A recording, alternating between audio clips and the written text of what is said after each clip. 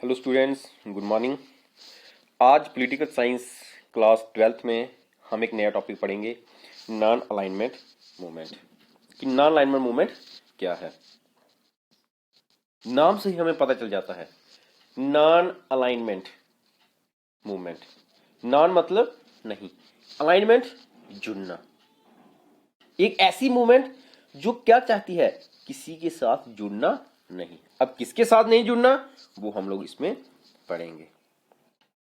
मैं आपको इसके बारे में बताऊं कि नॉन अलाइनमेंट मूवमेंट कब बनी थी। 1961 में बेलग्रेड कॉन्फ्रेंस, जो यूगोस्लाविया में, उस टाइम पे यूगोस्लाविया की जो कैपिटल सिटी थी, एट प्रेजेंट डे सर्बिया में है।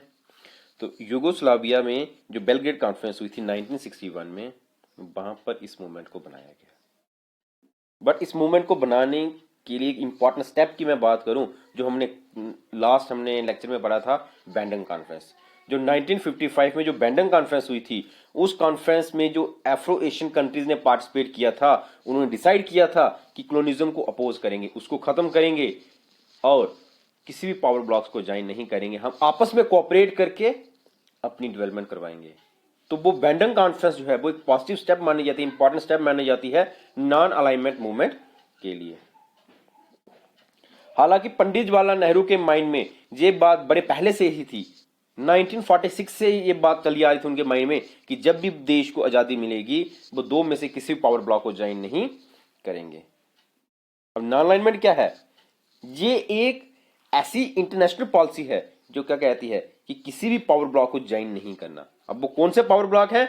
यूएसए और यूएसएसआर द्वारा बनाए गए पावर ब्लॉक, वेस्टर्न ब्लॉक और ईस्टर्न ब्लॉक। किसी भी ब्लॉक को ज्वाइन नहीं करना और उनके साथ एक सेकुलर स्टेटस जो है वो मेंटेन रखना, कि दोनों ब्लॉक्स के साथ अपने रिलेशन को अच्छा बनाना, बट ऑफिशियली किसी भी ब्लॉक को ज्वाइन नहीं करना। ये एक कोल्ड वॉर के टाइम का एक कंसेप्ट है। जब कोल्ड वॉर ने क्या कर दिया था, वर्ल्ड को दो ब्लॉक्स में डिवाइड कर दिया था, और जो कुछ नई, जो न्यूली इंडिपेंडेंट स्टेट जो थी, उन्होंने ये विजुलाइज किया कि उनकी इंडिपेंडेंस को काफी ज्यादा खतरा होगा अगर वो दो में से किसी ब्लॉक को के साथ अलाइन करेंगे, उसके साथ जुड़ेंगे। उन्होंने क्या डिजाइन किया, उनका क्या चाहत थी कि वो अपने जो रिसोर्सेज जो है उनको कंजर्व करें, उसको सेव करें और अपनी रिकंस्ट्रक्शन के लिए, अपनी खुद की डेवलपमेंट के लिए उनको यूज करें, ना कि पावर ब्लॉक को ज्वाइन करके इन दो पावरफुल कंट्रीज के हाथ की कठपुतली बने।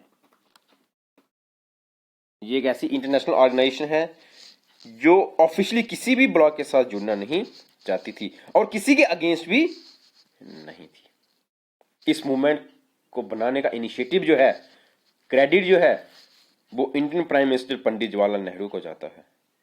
उन्होंने अपने कुछ और साथियों के साथ, सुखार्नो जो president of India, sorry Indonesia के प्रेसिडेंट जो थे,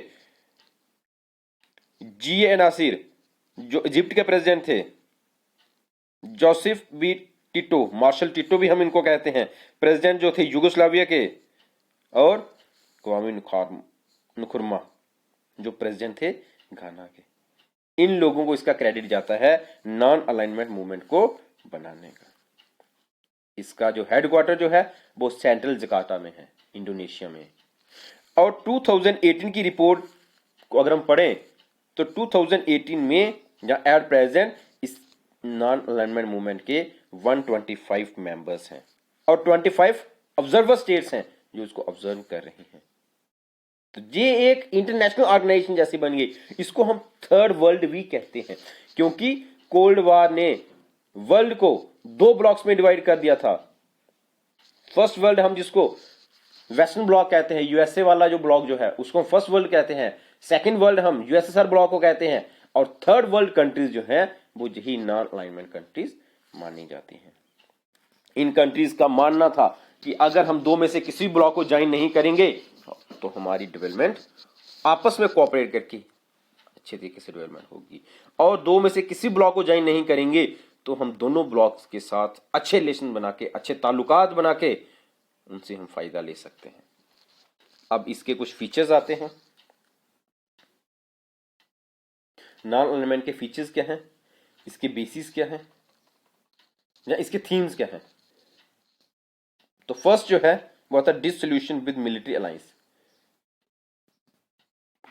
दो ब्लॉक्स ने एक ऐसा एटमॉस्फेयर क्रिएट कर दिया था जिसमें टेंशन, फेयर, आर्म्स रेस को बढ़ावा दिया जा रहा था, क्योंकि इन्होंने अपनी मिलिट्री अलायंसेस बनाई थी, नेटो, सेंटो, वार्सा पैक्ट वगैरह जैसी जो मिलिट्री अलायंसेस जो थी। और इन मिलिट्री अलायंसेस ने क्या कर दिया था, एक डर का माहौल बना दिया था, कभी भी वार हो सकती है।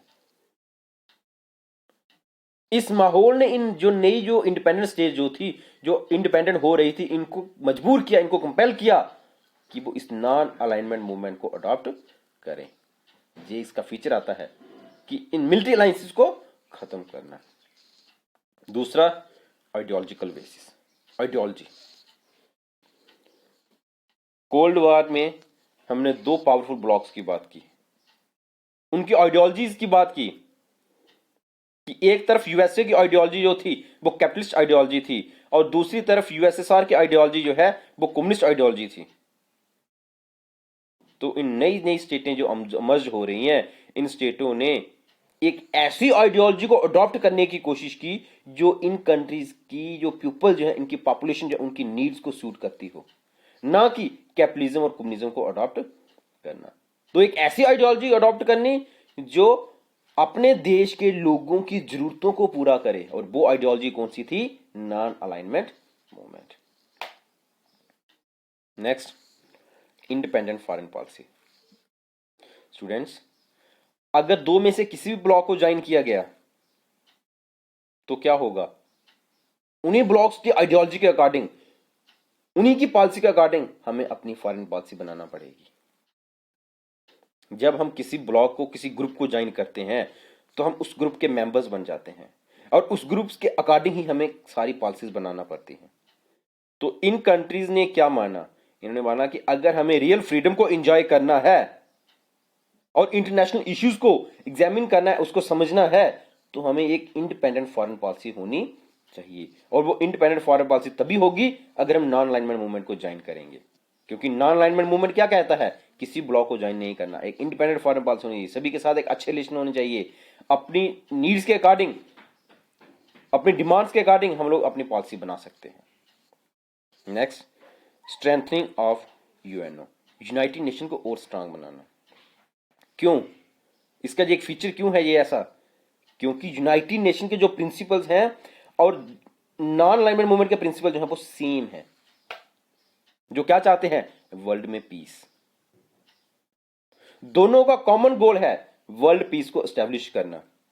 इसलिए नाम जो है नॉन अलाइनमेंट मूवमेंट, ये यूनाइटेड नेशन के प्रिंसिपल्स को और इसको और ज्यादा स्ट्रांग बनाना चाहती है। Next, opposition to cold war.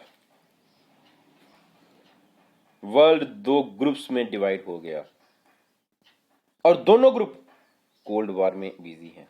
दोनों ग्रुप एक दूसरे को नीचा दिखाने की कोशिश कर रहे हैं, खुद को सुपीरियर बनाने की कोशिश कर रहे हैं। इस समय में जो नई नई जो स्टेटें जो अमर्ज हो रही हैं, उन्होंने क्या डिसाइड किया कि कोल्ड वॉर से अलग रहें और एक नया रास्ता चुने, और वो रास्ता कौन सा था, नॉन अलाइनमेंट मूवमेंट। नेक्स्ट जो आता है वो आता है पीसफुल कोएक्सिस्टेंस। पीसफुल कोएक्सिस्टेंस जो है ये पंचशील का एक प्रिंसिपल है। पंडित जवाहरलाल नेहरू ने ये प्रिंसिपल दिया है, और उनका क्या कहना था, उन्होंने क्या बोला, उन्होंने बोला कि नॉन अलाइनमेंट मूवमेंट जो है वो कोल्ड वॉर में बिलीव नहीं रहता है, इसकी कोशिश है वर्ल्ड में पीस को मेंटेन रखना।